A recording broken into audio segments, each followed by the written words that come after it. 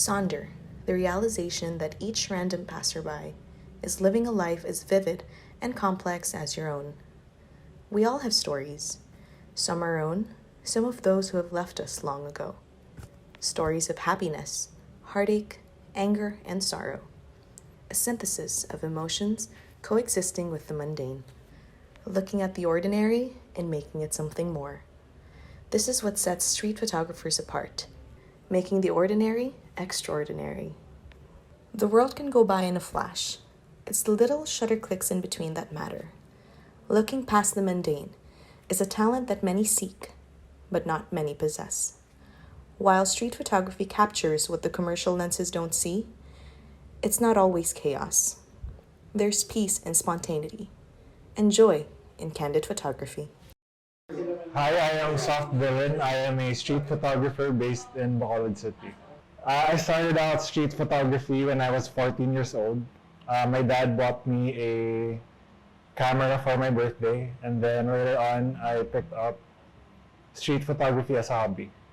Name, Miggy. Age, 24. Dati nag-BMX ako. Tapos na-inlove ako sa mga picture.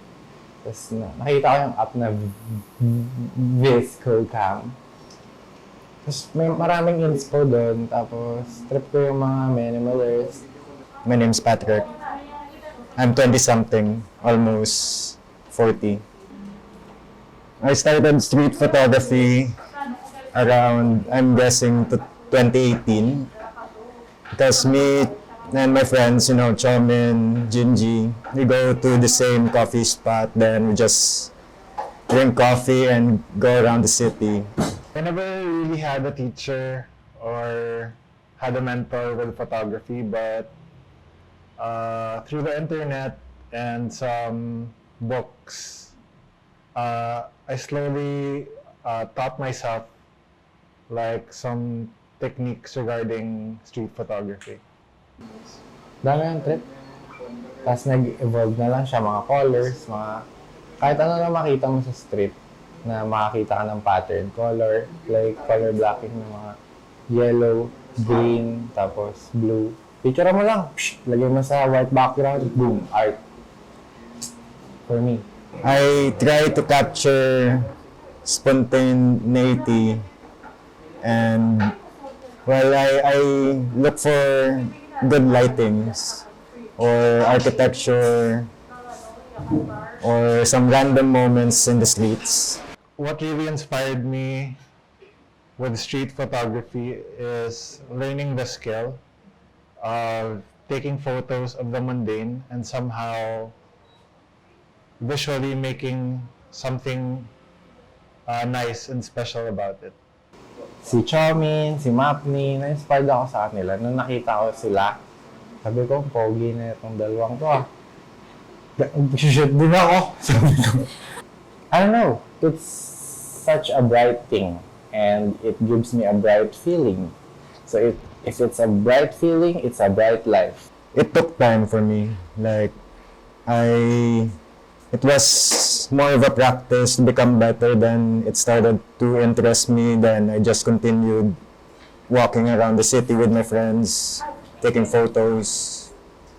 Mostly my favorite locations here in Bacolod are crowded places. Places where there's always a lot of things going on, like Central Market, Libertad, or Burgos.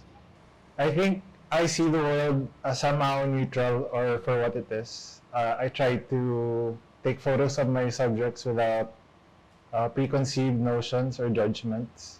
Usually, I just look for shapes and layers, prioritize a good composition, and then secondly, create a good visual narrative for my subject. I see the world as a colorful combination. It's a waves, composed of waves. Like light waves, sound waves, any waves you want. It's a vibe. What I like the most is taking out the mundane things in daily life and somehow making something special out of it. I actually, before going out and doing street photography, I try not to burden myself with expectations. I let the experience play itself. Sometimes the subjects just present themselves, and I take the opportunity to make something out of it. The stories are already there. I'm just an audience, the same as the people who view my work.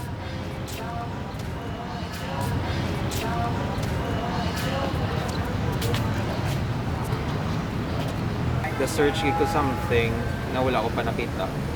So, wala. Ako kita photo na makakita happiness ako. Ako nag-continue lang ko shoot and shoot until makita ko na ang something na umiyan ko yung photo. While you shoot photography ka, mga conversation, ano mo sa ibang tao, tapos may glimpse ka sa nila, point of view sa life, ano yung ila, yung mga problema. No connected sila. Okay daw, wala ka lang sa bubble eh. Kung ano yung mga social circle. It's not really a message, it's more of a feeling, I guess.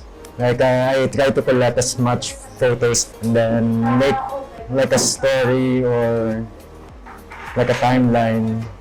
And then I guess I show it to my friends, people who like to look at the photos. Do what you like. Do what makes you feel good. Kasi nakaka-feel good sa akin nun pag tinira ko tong ganitong picture. Tapos, felt something Go. Gawin mo kung ano yung pinaka-masarap sa feeling. I think the main message I want to portray is to enjoy the craft. I know society nowadays has so many expectations. Like, you do street photography, you have to get to an end point, like really having a career, being a famous photographer. But for me, it's just to enjoy the craft and to share to other people how much of a nice hobby and enjoyment you take from street photography. So yeah, basically that's it. For other photographers to give it a try and for them to see where it takes them.